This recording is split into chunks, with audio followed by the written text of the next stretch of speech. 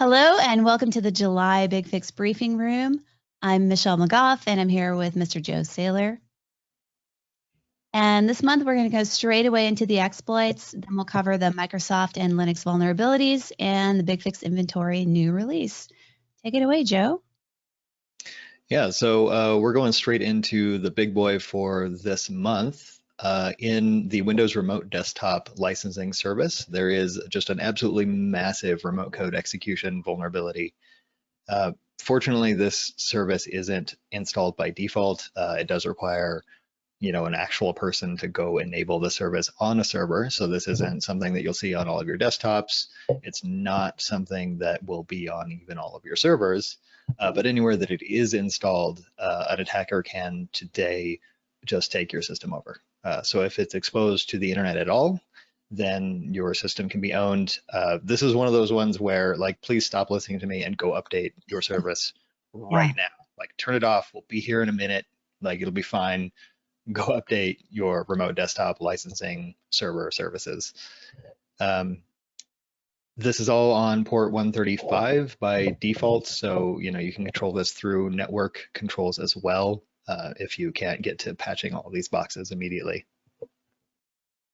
Yeah, when I was researching this too, I saw that Microsoft recommends disabling it and patching, whether you're using it or not.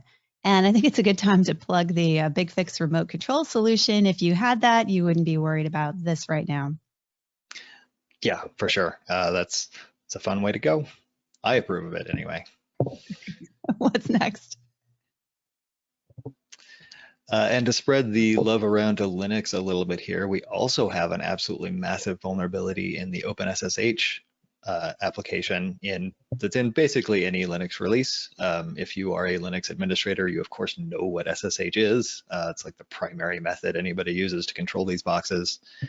It's named regression, which is pretty appropriate. This was actually the same vulnerability that got closed in 2006 in SSH, which is this is old enough to drive. It's forever. This was originally found in the before times.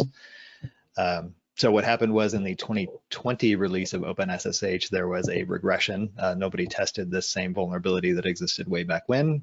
A critical component got replaced, and it's been here ever since. So this vulnerability, again, it's an unauthenticated remote control exploit of the OpenSSH application. So anything that's listening on port 2022 is probably vulnerable, and I'm certain that we're going to see just a massive amount of scans on the internet of attackers looking for stuff on 22. Yeah, I saw that Census and I think another scanning solution, they did searches and found 14 million vulnerable OpenSSH server instances exposed to the internet for this right now. So yeah, that's just, yeah, this isn't an attack surface. This is an attack ocean. It's just everywhere. One thing that this really underscores to me, though, is, of course, close this vulnerability. Please update SSH right now on all of your boxes. But it really highlights how important it is to just reduce the attack surface on this kind of control application in general. So, again, we know the default port is 22. So control what IPs can access your network on port 2022, right? For all of your servers, make sure only trusted sources can get to your boxes on 22. Great advice, Chip. What's next? I apologize for this icon. I couldn't help myself. There's no need to apologize. This is perfect. Absolutely perfect. This is a destroyed teddy bear situation. So Polyfill.js is a library that's used in everything. It's pretty widely spread in web applications. So not something you run locally on your box, but something that an internet site would serve to you. Super popular. It helps with backward compatibility for browsers. So older Internet Explorer versions or whatever. That's what this thing does. And what happened here is some hostile actor, some Chinese threat group, bought the Polyfill.io domain. That's the CDN that distributes the library. It's pretty standard practice in web pages to load stuff dynamically from the source, so you get kind of a newer version. And any site that does that today with the Polyfill.io domain is now having malicious code inserted into their databases because this Chinese threat group owns the domain and can serve whatever they want whenever a request is made for Polyfill. So this would mean anything that we're browsing to, we could potentially run into this. Any, valid vendor website, valid commerce, consumer commerce website, we could see this? Yeah, anywhere, right? Like this doesn't require some, vendor to make a mistake in their code. This is just standard practice that's out there in the wild everywhere. And now it's just inserting malware into your box whenever you visit what should be a trusted site. Okay. And can we trust the browser to warn us about this? Sometimes. So this has been an all hands on deck. This is an evolving situation at all of the CDNs today and service providers today. For instance, Cloudflare has implemented a dynamic injection for any polyfill requests to just ignore the CDN that it's trying to get to and inject the real version of polyfill. Okay. So vendors are doing stuff about this. Chrome, I believe, has a special warning today. So if you get warnings in your browser for at least the next week or two, like read them maybe. Don't just click yes. Clicking yes is the enemy today. Okay, I'm going to be looking out for that one. Thanks, Joe.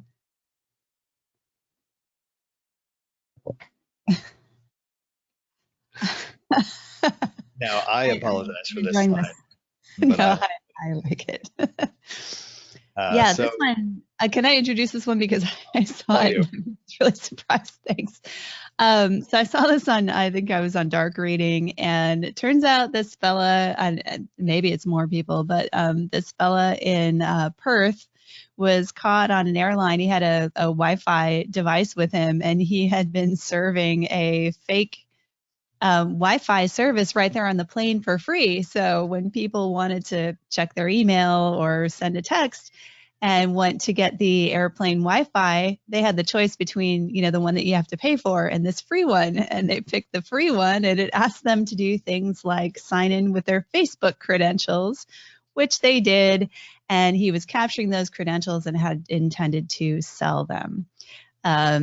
There were also people discovered it wasn't just in Perth, there was someone in Melbourne that was busted for this, and also Adelaide. So we know it's happening in Australia. I don't know if this is happening in other places, but I'd put it to you this way: unless you're in some special frequent flyer program, that Wi-Fi is going to cost a lot of money. Don't pick the free one.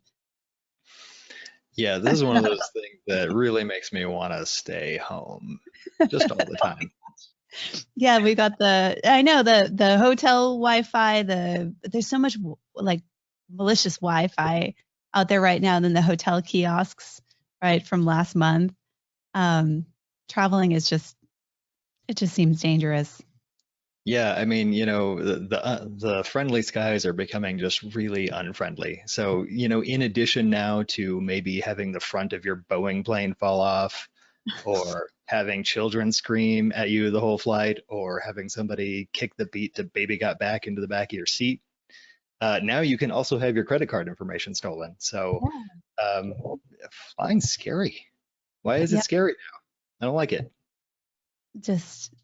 I don't even know what to say, but you have to have a sense of humor about these things or you're just never going to get through the day because there's a lot happening. What is next?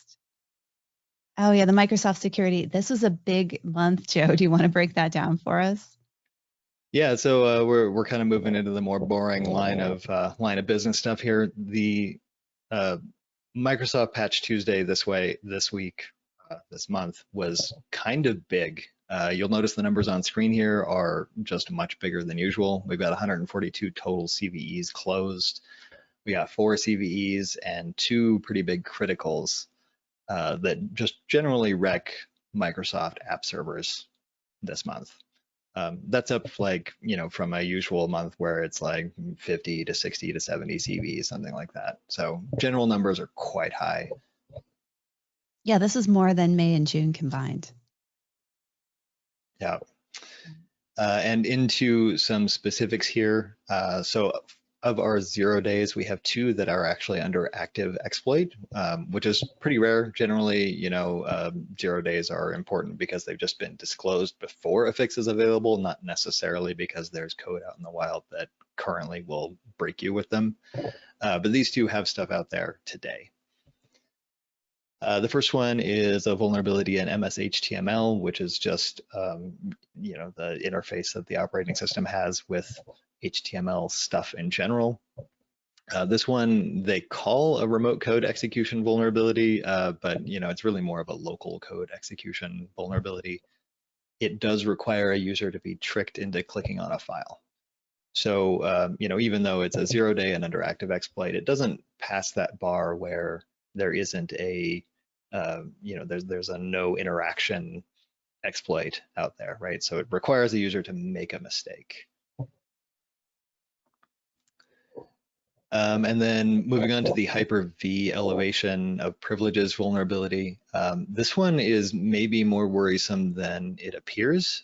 There actually isn't really any sort of detail on it, which is very concerning. When I was reading through, all of the CVEs for this month, like this one really stood out because it was very much just like a Frankenstein's monster situation that just said Hyper-V bad, and that's it. Yeah, yeah. And it was only rated 6.8 as of, I think, yesterday. So they bumped the severity up. It was either yesterday or maybe Monday. It was a 6.8. So at least they've increased it. But how do you know if you've been compromised? Like there's not enough information there to even figure that out. Yeah, the only information we really have is that it does require a local attacker that's authenticated to take advantage of it. So we know for sure they can elevate the system. What isn't super clear, and I'm kind of worried about, is that there's no information on whether this is a sandbox escape as well, right? So I kind of suspect maybe there is, just because of the extreme lack of detail. So keep an eye on this one. I worry because of that lack of detail. Thanks, Joe. Normal, boring 0 days? Yeah, the ones that aren't actively exploited, like a normal 0 day should. So these ones are, one's more interesting than the other. Starting off with the .NET and Visual Studio remote code execution.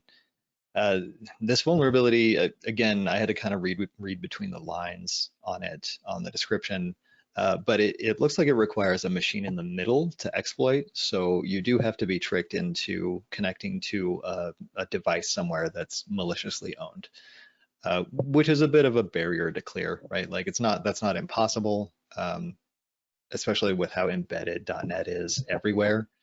You could have a .NET application connecting just somewhere out in the wild, and maybe you get redirected by a malicious DNS, and then this could break your system. So it seems not great to me. It seems difficult to exploit,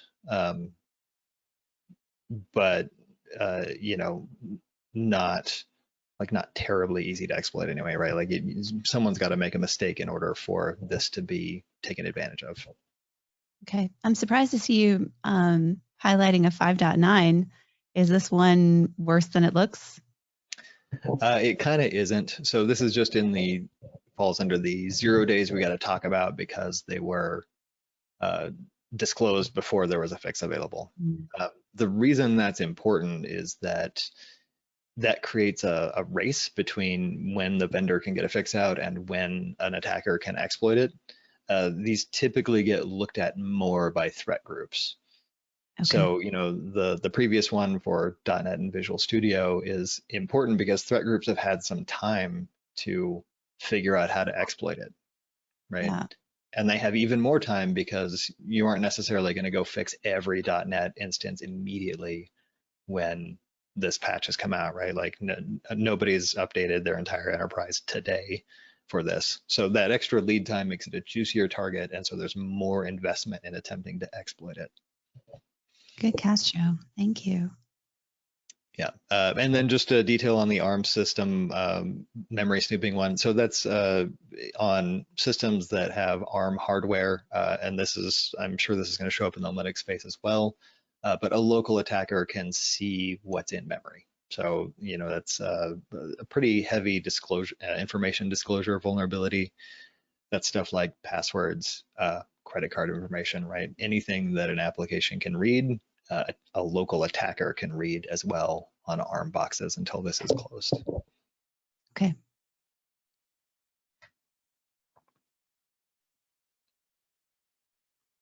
Well, these look a little more interesting. Yeah, a little more interesting. Moving up the vulnerability totem pole a bit here. So there is an issue with the Defender for IoT server. They're calling it an elevation of privilege vulnerability, but I really wish we had better ways to categorize this, because sure, you can elevate privileges from a low privilege user, and this does require authentication, so there's that barrier to clear, right? So an account has to be compromised. It allows that user to elevate their privileges all the way to taking over the container of the application. So we're really talking about like much more than just elevating privileges, right? So yes, they get high privileges, but they can also execute code inside the container, which is like way worse than just the privileges. So Defender, I mean, a lot of people are using Defender. I don't know about in the IoT space, but what's a recommendation here? Yeah, I mean, update for sure. Because it requires authentication, this is, your attack surface is minimized with just good user hygiene. So, you know, don't have a million users that can log in and configure your container, right? Yeah. Like this is on the server side. So, you know, minimizing the number of users that have access to this minimizes the number of accounts that could be targeted and taken advantage of for this purpose. Good old least privilege. Yeah, there's a reason. Okay.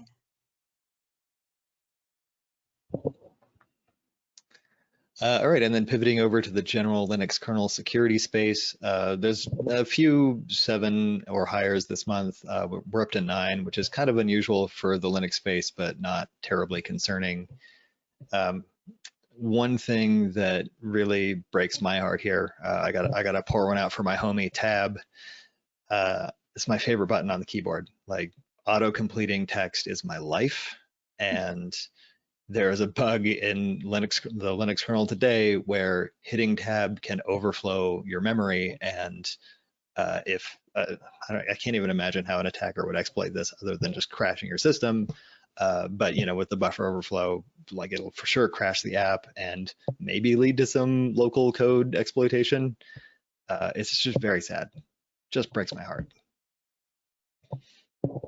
More of an up arrow person myself, but I suppose that's fine. In addition to that, there's a slightly unusual one in the IPv6 socket exhaustion vulnerability issue. So an IPv6 server in the Linux space today has a really low max socket size set. And so it's actually pretty easy to launch a denial of service attack against Linux servers with default settings in the IPv6 space and just like take it down with just a few boxes pointed at it.